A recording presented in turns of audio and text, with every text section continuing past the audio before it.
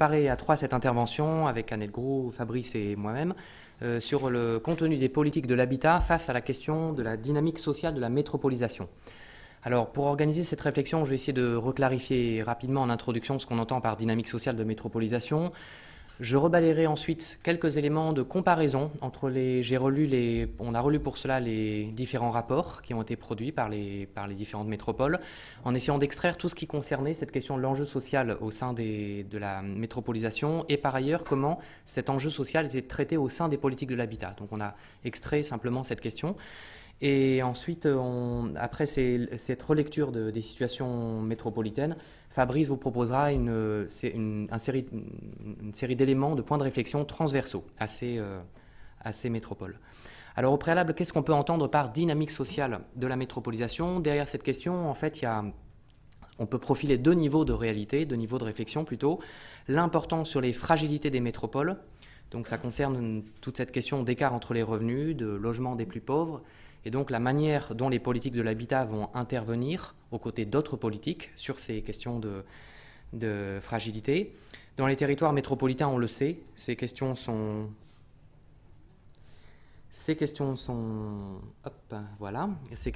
importantes.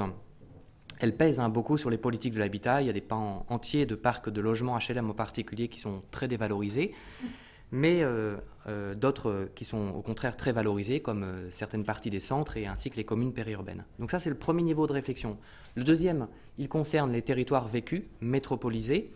La dynamique sociale, quand on s'y interroge, donc interpelle aussi la cohérence territoriale liée au déplacement domicile-travail, aux mobilités plus largement, les caractéristiques démographiques, les flux d'entrants-sortants, et donc les rythmes démographiques bien sûr. Et sur ce plan-là, il faut rappeler, on est frappé, on reparlait de ça tout à l'heure en aparté avec Fabrice, on est frappé de voir comment on a quand même deux trajectoires différentes de métropoles dans les travaux qui ont été menés, des territoires en croissance pour partie, donc des métropoles, territoires en croissance, et par ailleurs des territoires de recomposition, avec des situations quand même très différentes de l'une à l'autre.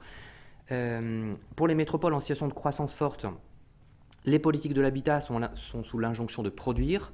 C'est des territoires de mobilité résidentielle très importants, marqués fondamentalement par la question de l'étalement urbain, de la lutte contre la périurbanisation, qui est une très grosse préoccupation de ces territoires, avec aussi d'importants marchés spécifiques, comme celui du logement étudiant, et puis qui interpelle aussi par ricochet les zones les plus denses de la métropole, les centres, dans leur capacité à loger les grands ménages. Ça, c'est un petit peu les caractéristiques des territoires de croissance. En revanche, dans les territoires métropolitains de recomposition, on préfère parler de recomposition, on pourrait aller jusqu'au rétrécissement, cette tension est moins prégnante, on parle moins de la métropolisation, de la périurbanisation, du moins dans les politiques de l'habitat, et elle s'exprime davantage à travers des objectifs de peuplement, d'attractivité, de trajectoire résidentielle et d'intervention sur l'habitat ancien. Donc c'est un petit peu sur cette base-là, ces deux analyses, que je vous propose quelque chose qui est une relecture rapide, mais des différents travaux qui ont été menés sur les métropoles. Alors, le parti pris, bien sûr, à Lille en particulier, de cibler cette question sociale, ne signifie pas que c'est l'essentiel des contenus des politiques de l'habitat, d'où un certain déséquilibre dans la présentation. Parfois, il y aura peu d'éléments issus des métropoles.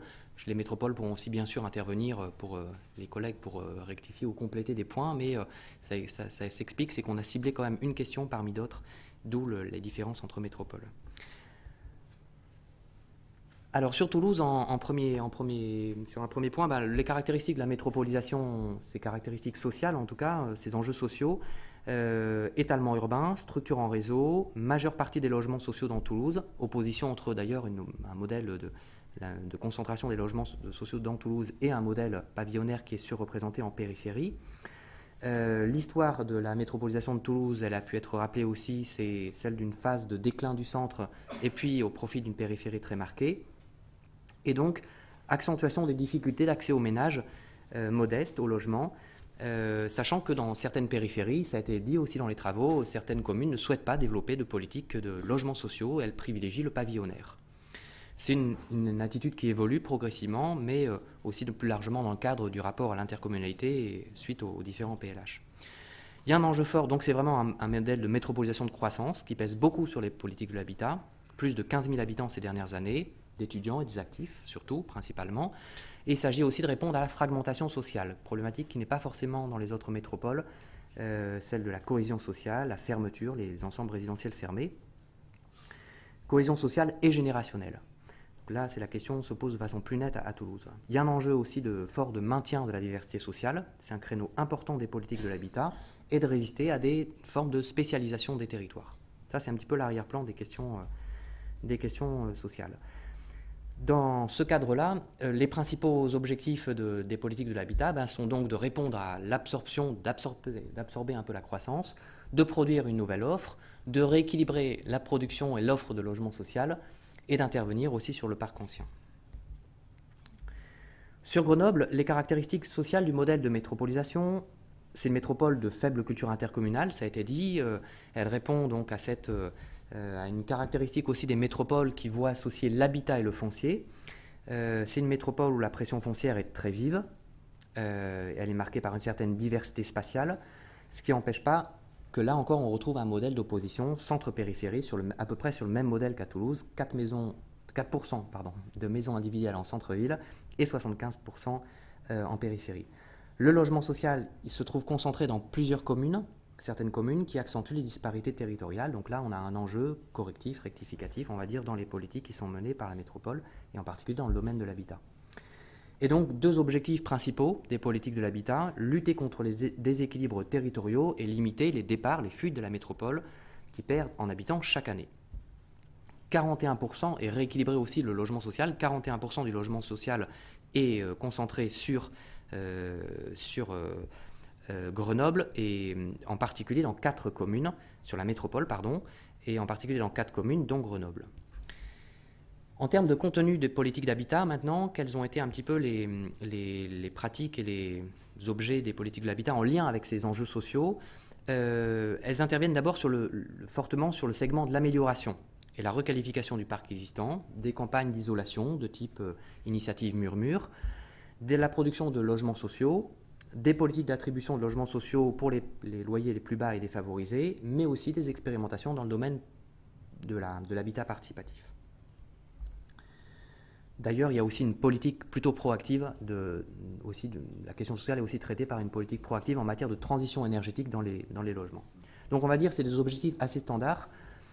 En revanche, ça s'est traduit dans un cadre qu'on a pu évoquer à plusieurs reprises aujourd'hui, qui est celui d'une montée en compétences, très forte montée en compétences à l'occasion du passage à la métropole, qui ont permis quand même de multiplier par 4 le personnel dédié.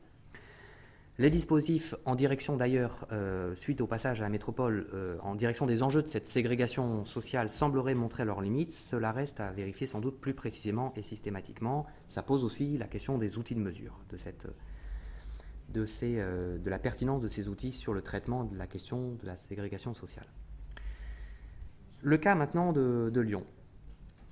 Les caractéristiques de la métropolisation, elles sont connues, on les rappelle. Croissance démographique forte, soutenue, bien que modeste, 300 000 habitants attendus en 2030. Finalement, on pourra partager ça avec les collègues qui sont intervenus, mais on pourrait retrouver dans le pool des villes qui ont été présentées, des métropoles qui ont été présentées, peut-être 2 métropoles qui sont plus concernées par la recomposition, c'est Grenoble et Lille, et les autres métropoles étant davantage concernées par des questions de croissance, d'absorber la croissance. À Lyon, donc, on a une sous-représentation des propriétaires occupants, une poursuite du desserrement urbain, un très fort mouvement des migrations pendulaires et des trajectoires résidentielles éloignées, en particulier au-delà des périmètres de la métropole. On a aussi affaire sur ce plan social à un processus de spécialisation des territoires, des écarts grandissants entre les centres urbains à haut revenu et des périphéries paupérisées, et un clivage permanent est-ouest, ainsi que la situation de territoires ségrégés hors agglomération. Autre tension, des niveaux de prix de plus en plus élevés et un parc privé qui perd progressivement sa fonction sociale, une inadéquation également du parc social qui est insuffisant. Il semblerait plus largement, plus généralement, donc la fonction sociale du parc privé se réduise et se ressente sur les grandes propriétés dégradées. Du côté des politiques d'habitat, et de la manière dont elles intègrent cette question sociale, il y a peut-être un point de réflexion, Roloff peut-être pourra y revenir, c'est la question de 2 modèles en débat, entre un modèle intégré et un modèle coopératif, ou chef de file. Et donc on serait dans le cas de Lyon peut-être sur un modèle davantage de l'ordre du modèle intégré plutôt que du modèle coopératif ou coordinateur qu'on retrouverait plus à Aix-Marseille ou à Grenoble. À Aix-Marseille, le constat sur la métropolisation, c'est une métropole polycentrique, fragmentée institutionnellement, socialement caractérisée par un fort vieillissement, sans doute un des plus forts taux des métropoles sur lesquelles on a travaillé. 650 navettes domicile-travail, une des plus forts taux aussi, il me semble, dans l'ensemble des métropoles étudiées. Une dualisation d'espace Aix-Marseille et la présence de fortes poches de pauvreté. À Aix-Marseille, il y a une certaine pertinence d'ailleurs à raisonner à l'échelle métropolitaine pour tenter d'inventer des mécanismes qui permettent de résorber en partie ce déséquilibre, d'autant qu'à ce déséquilibre-là correspond aussi une importante différence suivant les bassins d'emploi. L'enjeu social de la métropolisation s'y pose aussi à Aix-Marseille, également dans les périphéries lointaines et dans les départs vers les bassins de vie aux Franges, Pays d'Arles, région de Manosque, invisibles dans les métropoles au périmètre plus réduit. Ça, c'est un phénomène assez intéressant. L'habitat collectif est surtout concentré sur les villes-centres. Il est marqué par une dissymétrie nord-sud. C'est aussi une métropole qui concentre 45% des ménages ayant des revenus inférieurs au seuil de pauvreté. Il y a un très fort taux de logements indignes, voire dégradés. Et donc, la métropolisation régulière, on va dire, ce n'est pas le cas ici. Il y a de fortes disparités territoriales, un peu comme dans le cadre de Lille. Et ça s'est traduit par 6 PLH qui suivent chacun des objectifs spécifiques, avec quelques convergences autour de thématiques communes, comme la production de logements sociaux qui répondent à des objectifs de qualité. L'articulation de la dimension sociale de cette métropolisation se fait alors dans des politiques de l'habitat par l'intervention de différents acteurs. Le département, par exemple, a un rôle nettement plus important par son plan départemental d'action pour le logement et l'hébergement de populations défavorisées. Du côté du contenu des politiques, la solidarité intercommunale n'est pas évidente à mettre en place, il y a des défiances vis-à-vis de la politique métropolitaine et la crainte de perte de maîtrise de l'attribution des logements sociaux. En matière de cohésion sociale, il y a des outils qui ont été mis en place, comme le fonds de quartier métropolitain, une géographie prioritaire aussi qui est conçue en lien avec les autres quartiers et une démarche un peu d'empowerment ou de participation. Dans les autres enjeux stratégiques, on retrouve aussi la lutte contre la périurbanisation et l'intervention sur le parc privé. Du côté de Brest. Alors Brest, c'est une métropole aux caractéristiques singulières, moins quantitatives que qualitatives, avec une organisation très réticulaire de pôles urbains articulés autour du pays de Brest. Et là, l'arrière-plan de questionnement, c'est une question de déficit d'attractivité et aussi une périurbanisation très précoce. C'est un point de contexte omniprésent dans les politiques. On l'a vu dans les présentations ce matin aussi, mais en arrière-plan des politiques métropolitaines. Dans le contenu des politiques d'habitat, il y a 4 PLH. C'est quand même un cas assez particulier. Et l'objectif principal, c'est de contenir le phénomène d'évasion en parallèle de dispositifs qui visent à intervenir sur le logement social. Alors il y a des conférences intercommunales du logement, je ne me souviens plus exactement les sigles, CILS, CIL, conférences intercommunales du logement, puis aujourd'hui CIH, peut-être ces conférences intercommunales de l'habitat. Du côté de politique de diversité sociale aussi, qui vise à répondre à l'enjeu de l'attractivité. Enfin pour Lille, caractéristique générale d'un territoire en décroissance, relative décroissance, recomposition, dans lequel apparaît moins une disjonction entre un centre et des périphéries dominantes, à dominante d'habitat individuel, qu'entre des territoires intramétropolitains et de nombreuses disparités entre les communes, tant en matière de paysage urbain qu'en matière de population, même d'économie. Caractéristique de la métropolisation et de son enjeu social, opposition au pôle urbain dense de type conurbation, en T inversé, le fameux axe Roubaix-Tourcoing-Villeneuve-d'Ascq, Lille, Roubaix, Tourcoing, Villeneuve-d'Ascq, et de l'autre, un nord et un ouest faiblement dense. Des niveaux de pauvreté très élevés, un vieillissement important, une faible attractivité démographique en dehors des jeunes. Un décalage du parc aussi de logement au regard des caractéristiques des habitants et de très forts mouvements pendulaires entre d'autres intercommunalités. On retrouve cette caractéristique-là, d'autres intercommunalités extérieures à celles de la MEL, de la métropole européenne de Lille, voire au-delà de la frontière.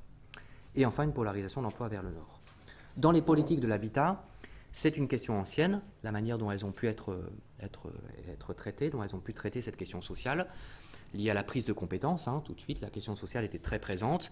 Le choix a été pris d'investir massivement sur l'habitat, tant en matière d'organisation des services que de budget, d'intervenir sur l'habitat ancien et privé et dégradé, autour de gros projets aussi de type politique de la ville, avec cette thématique de la ville renouvelée.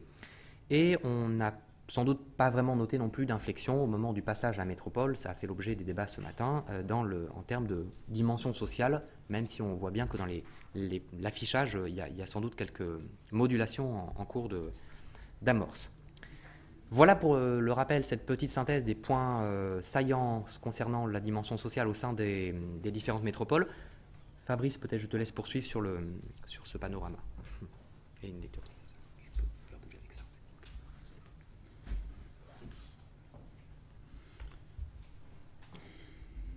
Donc, partant de là, on a essayé de dégager un certain nombre de points, transversaux, qu'on va essayer de reprendre pour leur donner une certaine visibilité.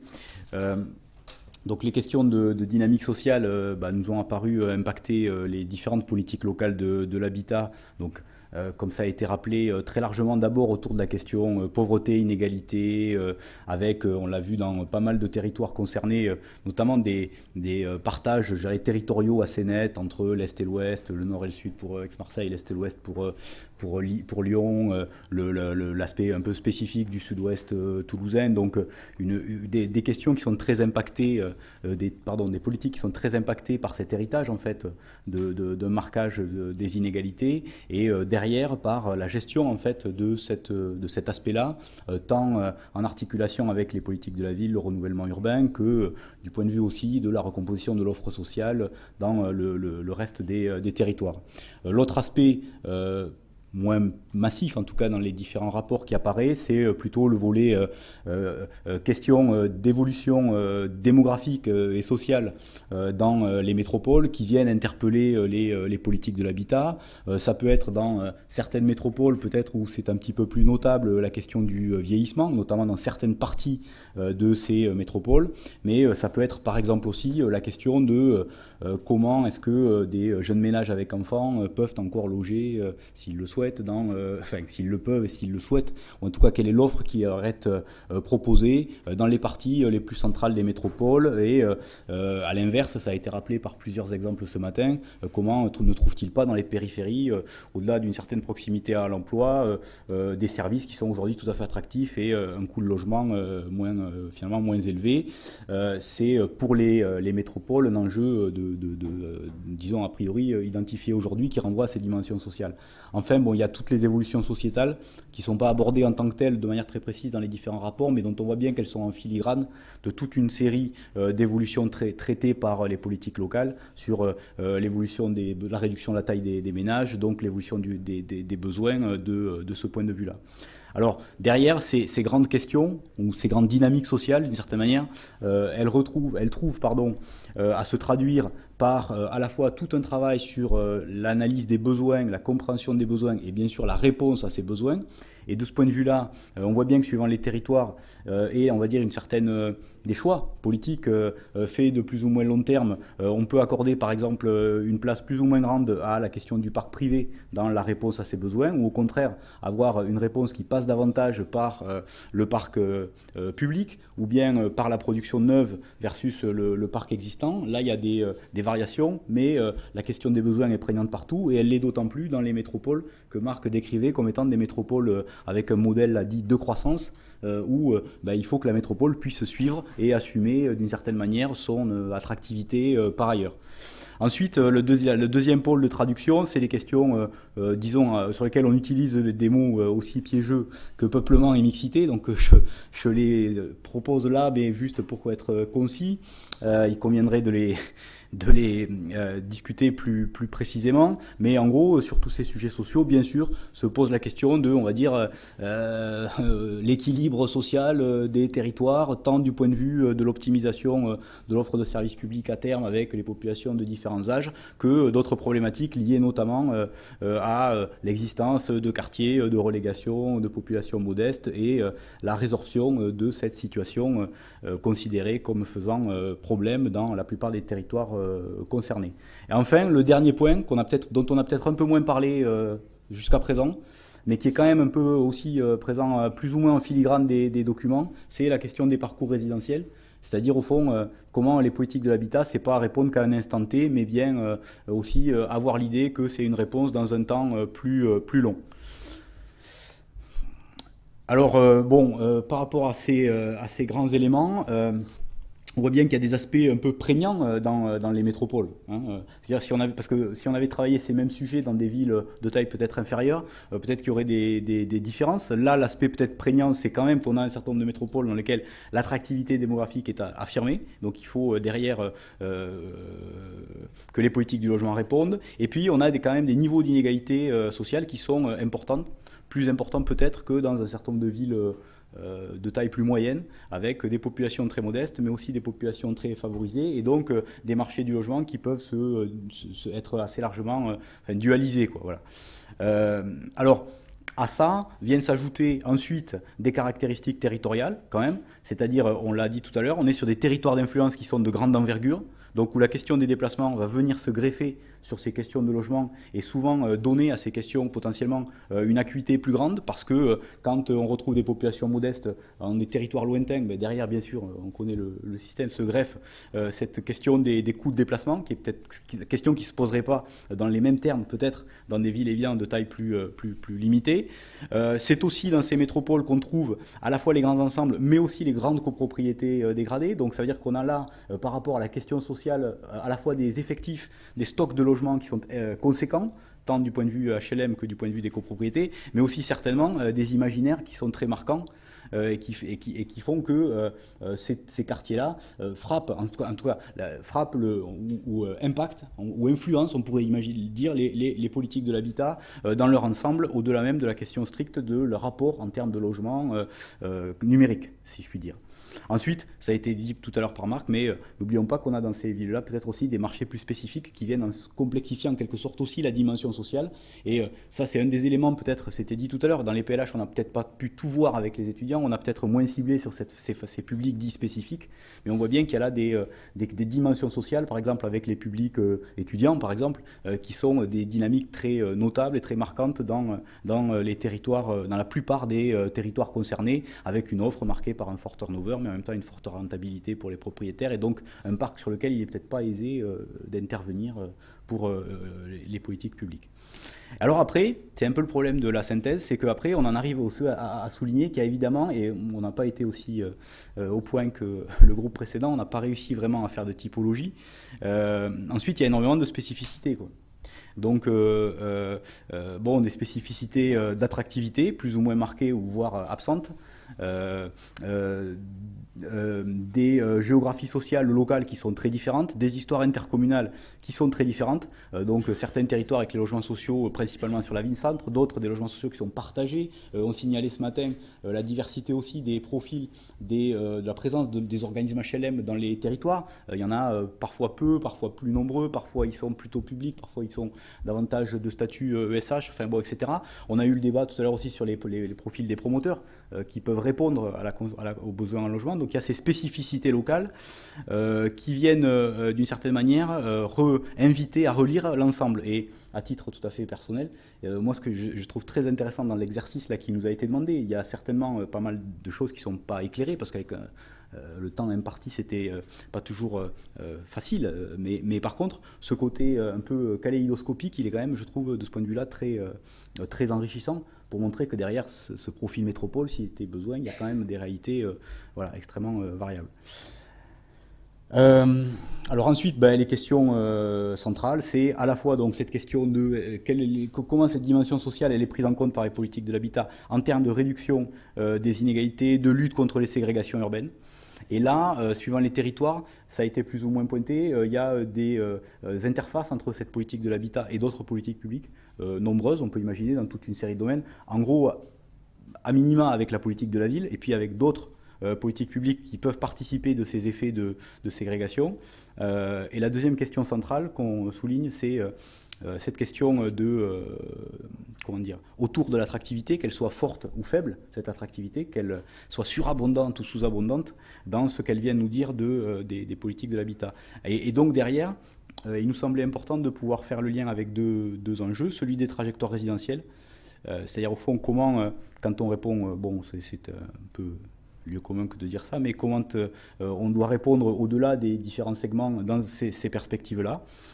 Est-ce que ça, aujourd'hui, voilà, compte tenu de la complexification des besoins sociaux, par exemple, dont on parlait précédemment, ou des effets de grands écarts sociaux dans les métropoles, comment ça s'opère aujourd'hui, c'est encore, il me semble-t-il, une question très ouverte. Et puis, sur ces questions de trajectoire résidentielle, on sait tous que c'est un sujet qui est très difficile à mesurer. Et donc, on peut mesurer le besoin en logement, mais mesurer la trajectoire résidentielle et derrière, moi, j'ai toujours un peu là de difficulté avec ces sujets-là. C'est à la fois très important et en même temps, les observer, c'est pas toujours si monitoré que ça, me semble-t-il. Et ensuite, se poser la question du volet social et du volet urbain. Donc, pour dire que, bien sûr, il y avait des articulations à tisser nécessairement entre les dimensions qu'on avait mis en évidence ici et le volet plus urbain, mais que dans ces dimensions, on sentait bien que d'un territoire à l'autre, il pouvait y avoir des différences. Certains territoires rattachant les politiques de l'habitat, et ça a été signalé précédemment, davantage, ou en tout cas fortement au volet social et résistant peut-être à l'intégration dans le volet PLUI, d'autres, au contraire, étant dans une perspective plus intégrative du côté des politiques de l'habitat. Et pour conclure, les derniers points qu'on livre à la réflexion, alors je commence par le dernier parce que Jean-Claude Drian l'a signalé tout à l'heure, on l'avait noté aussi, mais du coup, c'est-à-dire que dans l'ensemble des travaux, il nous semblait que ce volet participation était un peu un parent pauvre, alors soit des travaux, soit des politiques locales, soit des deux. Mais dans tous les cas, que là, il y avait matière à creuser. Et d'une certaine manière, on se disait qu'avec ce volet social, on était d'autant plus surpris que la question là de la participation ne soit pas une évidence, parce qu'au fond, quand on voyait que la participation elle était portée par exemple pour des PLU ou des PLUI, donc sur des aspects on imagine un peu plus arides, quoi, là on est sur le logement, on parle quand même aux individus, on parle directement de leur quotidien, enfin, etc. Et du coup voilà, là il y a eu un premier aspect qu'on avait souligné comme une ouverture nécessaire pour la poursuite de la réflexion et peut-être de ces politiques.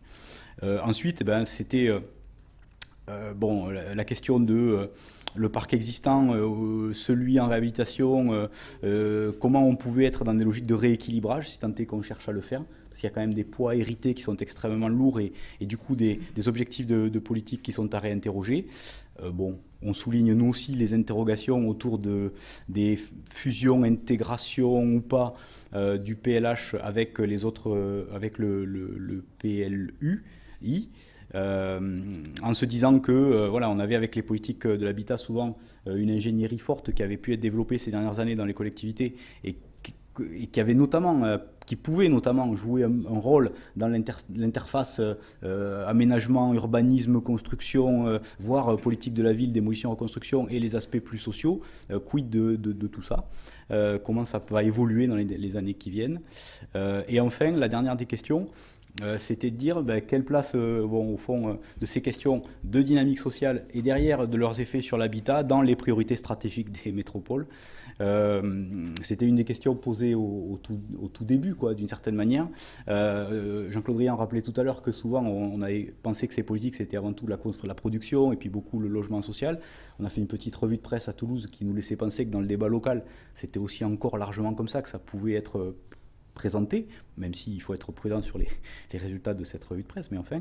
Et du coup, ça nous interrogeait sur ce rôle de l'habitat, parce qu'on voit bien que dans quand même un certain nombre des intercommunalités en question, l'habitat n'est pas à l'origine première de la dynamique intercommunale, et donc a fortiori métropolitaine.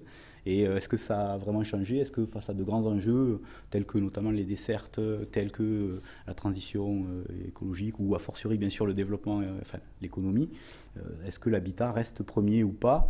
Et est-ce que dans un territoire qui est attractif et qui a l'impression qu'il gagne des habitants, on se dit que on fait ça un enjeu premier? Enfin voilà, c'est toute une série d'interrogations sur lesquelles on termine et qui nous paraissent transparaître des travaux.